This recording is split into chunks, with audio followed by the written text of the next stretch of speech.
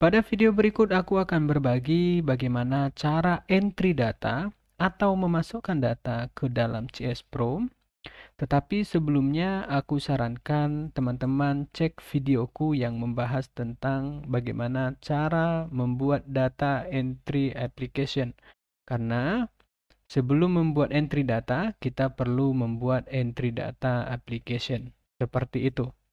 Aku sematkan link videonya di kolom deskripsi. Langsung saja kita buka CS Pro yang sudah terinstall.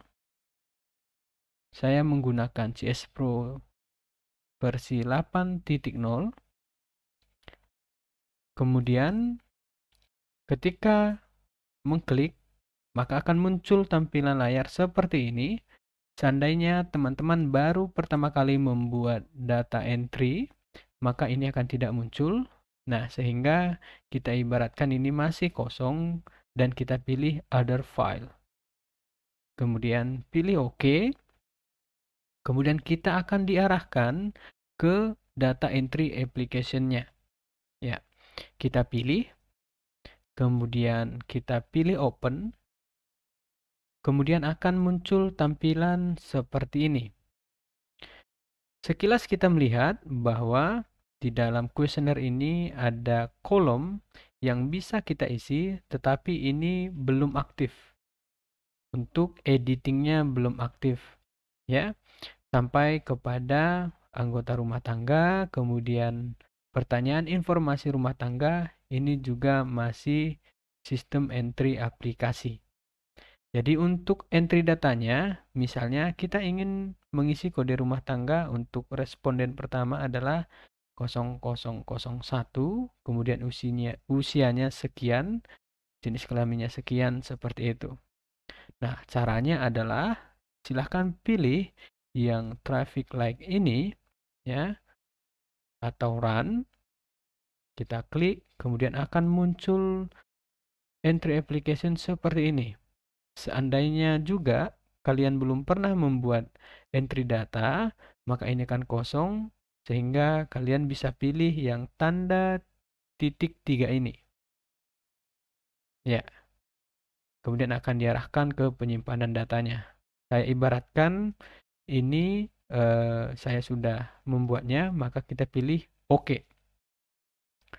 Setelah itu akan muncul data entry seperti ini, di mana kalau kita lihat di kode rumah tangga ini sudah bisa kita isi sampai nanti ke kolom berikutnya. Ya, misalnya kita membuat kode rumah tangga untuk responden pertama adalah 0001. Kemudian ibaratkan saja kita sudah mempunyai kuesioner yang terisi. Teman-teman, misalnya kita membuat usia ya berdasarkan anggota rumah tangga, kita coba mengisi dari 1 sampai 12. Caranya kita otomatis diarahkan ke kolom yang aktif.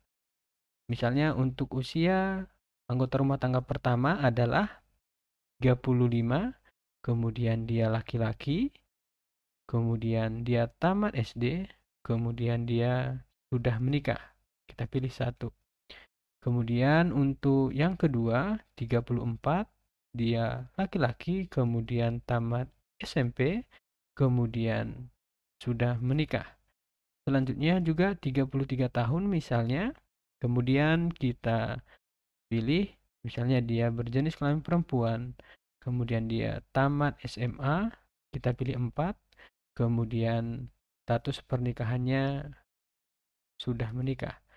Selanjutnya 32 tahun misalnya.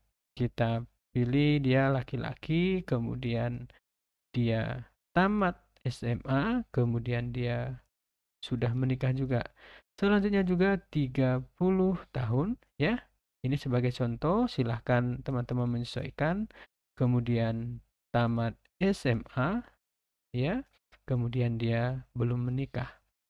Kemudian 29 dia perempuan, kemudian tamat SMP misalnya, kemudian dia sudah menikah. Ya, anggap saja di dalam kuesioner kita itu terdapat beberapa anggota rumah tangga yang sudah menikah ataupun belum menikah. Untuk yang ketujuh misalnya usianya 28 tahun, ya, dia laki-laki, kemudian dia tamat perguruan tinggi, dia juga sudah menikah. Misalnya dia ada punya saudara lagi 26 tahun, dia perempuan, laki-laki misalnya, kemudian dia tamat perguruan tinggi, kemudian dia belum menikah. Ada 23 tahun, 22 tahun misalnya, dia perempuan, kemudian dia masih tamat SMA, kemudian dia belum menikah. 12 misalnya 20 tahun, sorry. Nah, jika ingin mengubah, kita sebenarnya bisa mengarahkan kursor yang ingin diperbaiki, kita hapus. Misalnya ini 20 tahun, laki-laki, ya, laki-laki, kemudian kita pilih dia tamat SMP, kemudian dia belum menikah. Selanjutnya misalnya 19 tahun, perempuan, kemudian belum menikah. Yang terakhir misalnya anggota rumah tangganya 17 tahun, laki-laki, kemudian perguruan tinggi, ya, belum mungkin ya, karena 17 tahun kita ibaratkan dia SMP, kemudian dia belum menikah. Untuk pertanyaan berikutnya, kita langsung diarahkan ya, untuk sumber pendapatan misalnya rumah tangga ini dia sumber pendapatannya upah, kemudian status kepemilikannya adalah kepemilikan rumah, maksudnya adalah milik sendiri. Maka akan muncul pernyataan seperti ini. Ini apakah kita buatkan case pertama? Kalau di CS Pro disebut dengan case ya, mungkin di aplikasi yang lain berbeda. Ketika sudah yakin selesai, kita pilih yes. Tapi kalau belum, misalnya kita ingin mengedit di kolom tertentu, klik no, kemudian arahkan kursor. Nah, perlu kita ketahui bahwa untuk menggeser ke atas, tekan shift, kemudian kursor ke atas, ya, tanda panah ke atas seperti itu.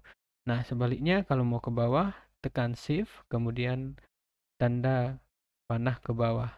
Lanjut ke kanan, ke kiri, ya, seperti biasa ketika kita menggunakan tanda panah kanan, kiri, atas, bawah, seperti itu. Nah, kemudian jika sudah, maka kita tekan enter sampai ke bawah, ya, maka akan kembali ada pertanyaan, apakah kita menerima ini sebagai kasus? Yes. Setelah itu akan muncul di sebelah kiri kita kotak seperti ini berwarna kuning, ini merupakan case pertama. Ya.